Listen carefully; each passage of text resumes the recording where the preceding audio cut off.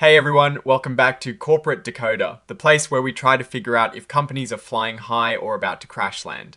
Today we're looking at Global Crossing Airlines Group Incorporated's latest report, and let me tell you, it's a mix of routine business and some big votes that could shape their future. So Global Crossing Airlines Group Incorporated, or GCIG as we'll call them for short, filed one of those important updates. It all centers around their annual shareholder meeting that happened back on the 10th of December. Think of this as a yearly checkup, where shareholders get to vote on key company decisions. We're going to decode what these votes mean for the airline group. And if you are looking for more in-depth corporate analysis and want to join a community of fellow business enthusiasts, make sure you check out our Discord server linked in the description below. The big news here is what happened at their annual meeting. Shareholders were asked to vote on several important things. First off, they elected 6 new directors to their board. Boards of directors are like the captains of the company, guiding its overall direction. So, seeing new captains on board is always news. They also voted on reapproving several important plans related to how employees, especially top executives, are compensated.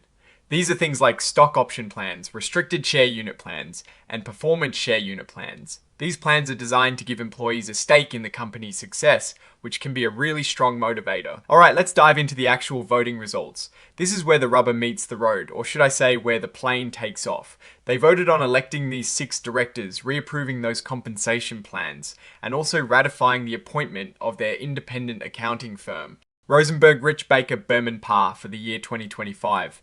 It's crucial to have an independent firm to make sure the company's financial reports are accurate and honest. Now for the juicy part, the shareholder votes. For the election of directors, it looks like all 6 nominees got a strong showing.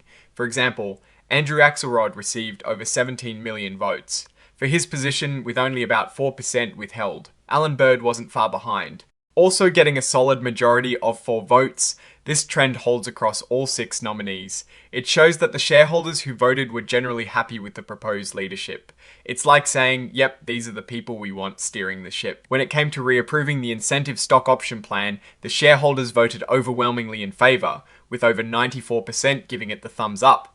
This means they are comfortable with how the company plans to reward its employees with stock options, which usually ties their success to the company's success. The same story unfolds for the restricted share unit plan. Again, a strong majority, over 93%, voted to reapprove it. This plan is another way to incentivize employees by giving them shares in the company. It signals that shareholders believe these plans are well structured and beneficial for the company. And then there is the performance share unit plan. You guessed it, it was also reapproved with a significant majority, around 94%. This plan likely ties bonuses or rewards to specific company performance goals, which is a common and often effective way to drive results. Finally, the ratification of the appointment of Rosenberg Rich Baker Berman Parr as their independent registered public accounting firm. This also sailed through with almost 98.11% of the votes in favour. Shareholders trust this firm to do their job with integrity, which is a cornerstone of financial reporting. On the 12th of December, the company put out a press release announcing these voting results. This is a common practice to officially communicate important outcomes to the public and investors. They've also included this press release as an exhibit to their filing, which is standard procedure. Think of it as the official announcement of everything we just discussed. So, what is the takeaway from all this? This filing is largely a procedural update confirming that the company's annual shareholder meeting went smoothly. The overwhelming votes in favour of director nominees and compensation plans suggest a general confidence from the shareholders in the current leadership and their incentive structures.